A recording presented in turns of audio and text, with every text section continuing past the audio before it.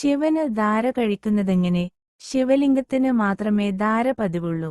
ശിവലിംഗത്തിന്റെ മുകളില് കെട്ടിത്തൂക്കിയ ധാരാപാത്രത്തില് ഏറ്റവും നടുവില് നിർമ്മിച്ച വളരെ ചെറിയ ദ്വാരത്തില് കൂടി 3 ദിർഭകള് കൂട്ടിപ്പിരിച്ച് ചരട് കീഴ്പോട്ടിറക്കി ശിവലിംഗത്തിന്റെ നെറുകയില് മുട്ടിക്കുന്നു. ഇതിനുശേഷം ധാരാപാത്രത്തില് ശുദ്ധജലം നിറച്ച് അതിനോടുകൂടി ഘടിപ്പിച്ച നീണ്ട ദിർഭ 2 കൈയും കൂട്ടിപ്പിടിച്ച് നിവർന്നുനിന്ന് ശ്രീരുദ്രം തുടങ്ങിയ വേദത്തിലെ ശൈവസൂക്തങ്ങള് ജപിക്കുന്നു.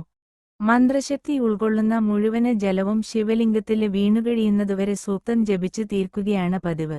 മഹാരോഗ പരിഹാരമായി ധാര കണക്കാക്കപ്പെടുന്നു. ദിവസവും രാവിലെ 5 മണിയോടെ അഭിഷേകം നടക്കുന്ന ദേവാലയ വിഗ്രഹത്തില് അടുത്ത അഭിഷേകം അടുത്ത ദിവസം രാവിലെയുള്ളൂ. അതുകൊണ്ട് 24 മണിക്കൂറും ശ്രീകോവിലിനകത്തുള്ള വായുപൂരിതമായിരിക്കുന്ന പുഷ്പങ്ങളുടെയും ഇലകളുടെയും ചന്ദനത്തിന്റെയും കർപ്പൂരത്തിന്റെയും എസൻഷ്യൽ ഓയില് എന്ന ഔഷധസമൃദ്ധമായ രാസവസ്തുക്കളാണ് വിഗ്രഹത്തില് നിറയുന്നത്. ഇതിന്റെ നല്ലൊരു അംശം വിഗ്രഹത്തില് തങ്ങിനിൽക്കുന്നത് നിർമ്മാല്യം കഴിഞ്ഞതിനുശേഷം വെള്ളം കൊണ്ട് അഭിഷേകം ചെയ്യുമ്പോൾ ആ അഭിഷേക ജലത്തിലുമുണ്ടാവും ഈ ഔഷധഗുണങ്ങള്. നമ്മുടെ ശരീരത്തിനകത്തേക്ക് അല്പം തീർത്ഥമൊഴി പോകുമ്പോൾ തന്നെ ഒരു മെഡിസിനൽ ഇഫക്റ്റ് ഉണ്ടാകുന്നു. ആ തീർത്ഥ ജലത്തില് കുറെക്കൂടി തുളസിയും കർപ്പൂരം, പനിനീര് എന്നിവ ചേർക്കാറുണ്ട്. അതുകൂടി ആയാൽ ആ തീർത്ഥജലം സേവിക്കുന്നത് ഔഷധജലം സേവിക്കുന്നതുപോലെയാണ്.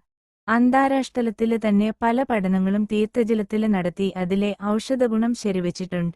അതുകൊണ്ട് ക്ഷേത്രത്തില് നിന്ന് സേവിക്കുന്ന തീർത്ഥം വെറും തീർത്ഥമല്ല എന്നുകൂടി അറിയുക.